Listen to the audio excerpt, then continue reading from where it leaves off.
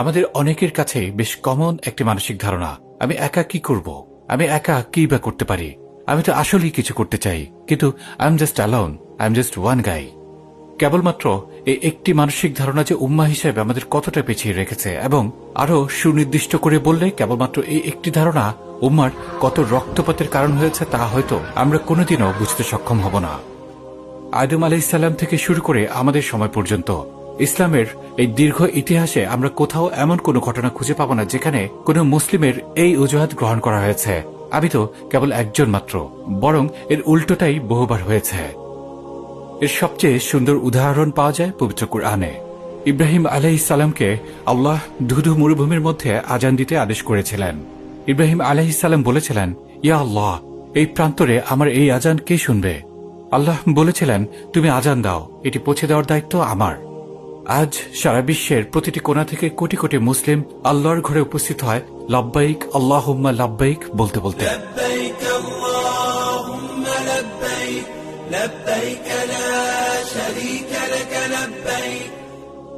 আমাদের আরো একটি সমস্যা হচ্ছে, আমরা ফলাফলকে কাজ করার শর্ত বানিয়ে নেই।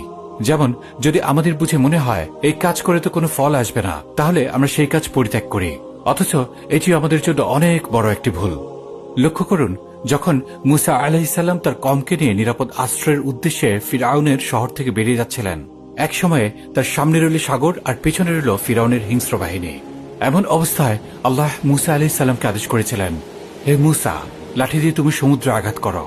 মুসা আলাইহিসসালাম ভাবতেই পারতেন, what good does it bring by hitting the sea with a stick? কিন্তু মুসা আলাইহিসসালাম তাই করেছেন যা আল্লাহ আদেশ করেছেন, and miracle happened. Allah Musa আলাইহিসসালামকে ডেকে বলেছিলেন, মুসা, তোমার হাতে কি? মুসা আলাইহিসসালাম বললেন, এটি একটি লাঠি, আমি এটা দিয়ে গাছের পাতা পারি, আমার বিভিন্ন কাজে আসে এই লাঠি, আমি এটাকে আমার সাথেই রাখি। আল্লাহ আদেশ করলেন, লাঠিটি ফেলে দাও। মুসা আলাইহিসসালাম লাঠি ফেলে দিলে সাথে সাথে ভয়ঙ্কর সাপ হয়ে যায়। এই সাপ দেখে মুসা আলাইহিসসালাম যখন ভয় পেয়ে সরে যেতে উদ্যত হলেন, আল্লাহ আদেশ করলেন, ভয় পেও না, এটা হাত দিয়ে ধরে ফেলো।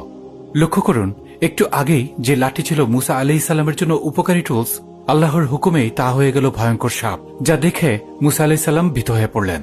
আবার সে ভয়ের উপকরণকেই আল্লাহ হাত দিয়ে ধরতে আদেশ করলেন, এবং তা আবার লাঠি হয়ে গেল। আমরা কি শিক্ষা পাই? আমরা শিক্ষা পাই আমাদের একমাত্র করণীয় হল আল্লাহ যা আদেশ করেছেন তার নিষ্ঠার সাথে করে যাওয়া।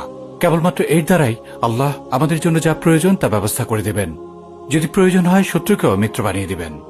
এই উম্মার কোনো কিছুরই অভাব নেই, যা কিছুর অভাব তা হচ্ছে ইচ্ছা। আমাদের কাজ আল্লাহর দাসত্ব করা, এটি শর্তযুক্ত নয়। আমার সাথে কে থাকলো আর কে চলে গেল এটি আমার দেখার বিষয় নয়। আমার লেখায় কয়জন পড়লো, কয়জন শেয়ার দিল সেটিও আমার দেখার বিষয় নয়। আল্লাহ যা আদেশ করেছেন, যা কিছু আমার উপরে করণীয় আজকের জন্য, এই সপ্তাহের জন্য, এই মাসের জন্য, এই বছরের জন্য, এই হায়াতের জন্য, আমি কি তা করছি কিনা? সফলতা পায়ের কাছে এসেই পড়বে, কারণ আল্লাহ মুমিনদের জন্য সফলতার নির্ধারণ করেই রেখেছেন। শর্ত হচ্ছে আমরা তেমন মুমিন হতে পেরেছি কিনা।